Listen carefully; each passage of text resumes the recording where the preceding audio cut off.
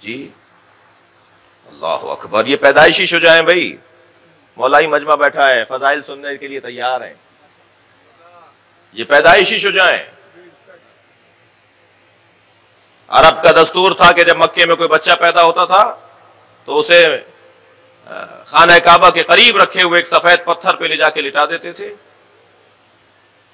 और लोग जब पीछे हटते थे तो एक अजदहा निकल कर आता था। अगर वो उस बच्चे को तकलीफ पहुंचाता था तो माँ बाप की मजम्मत होती थी कि हलाल रास्ते से ये नहीं आया।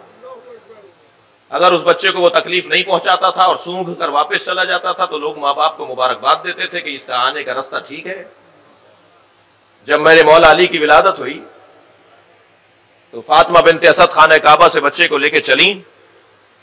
हजरत अबू तालिब ने अपने लाल को गोद में लिया तो कहीं से काबुल आबार और कहीं से यहूदी और कहीं से ईसाई आलिम आगे बढ़े। अबू तालिब, तुम्हें मक्के का दस्तूर नहीं पता? अपने बच्चे को लिटाओ इस पत्थर पर। अब मैं आपकी विलाई समातों से एक सवाल करूं, अबू तालिब को क्या इस तरह के ना लिटाएं? एक मर्तबा हजरत अबू तालिब ने उस सफेद पत्थर पे हजरत अली को जाके लिटा दिया। पीछे हटे तो अजदहा निकल कर आया।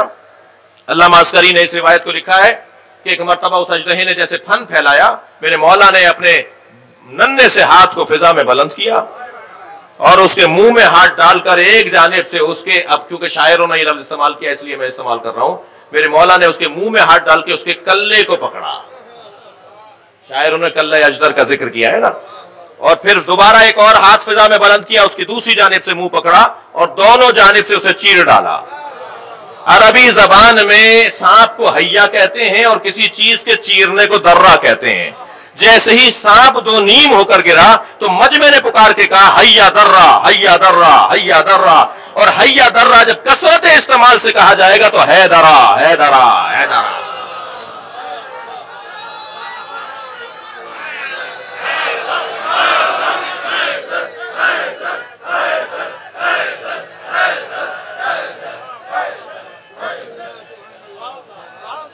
तवज्जो कर रहे हैं?